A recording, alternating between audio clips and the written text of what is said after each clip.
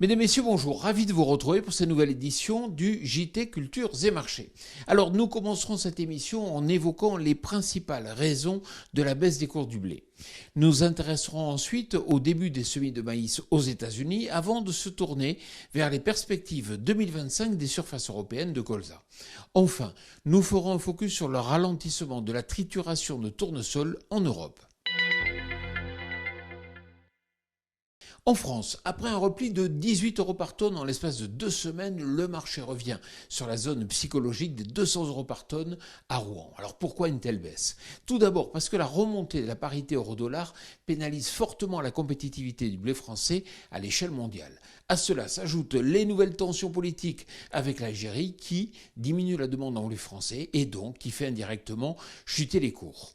De plus, la faiblesse de la demande mondiale et des perspectives de production dans l'hémisphère nord, pour l'instant rassurante, n'inverse pas la tendance. Mais attention, si le climat s'en mêle, tout peut changer.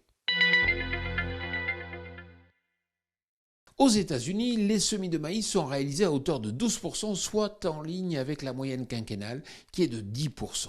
Les surfaces de maïs sont attendues sur des niveaux records cette année et les estimations de production se rapprochent progressivement du record 2025 de 400 millions de tonnes. Rien n'est joué et tout dépendra des conditions climatiques, bien sûr, du mois de mai. En Europe, les disponibilités en colza ont été faibles l'an passé. Mais attention, celle de la nouvelle campagne s'annonce plus importante.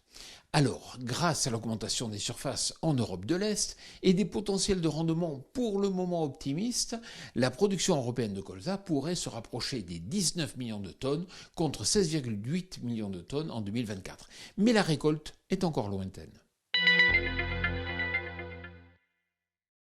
358 000 tonnes, c'est le tonnage de graines de tournesol triturées en mars dernier. La baisse est donc de 39% par rapport à la moyenne quinquennale.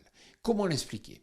Tout d'abord parce que les prix élevés du tournesol ont redirigé la demande vers d'autres oléagineux comme le soja. Depuis le début de la campagne, seulement 2,8 millions de tonnes de tournesol ont été écrasées contre 3,5 millions de tonnes l'an passé durant cette même période. Attention, la période des semis en Europe reste sous surveillance, mais s'il n'y a pas d'incident climatique majeur, les prix du tournesol pourraient se replier. Prudence donc dans la gestion de vos stocks.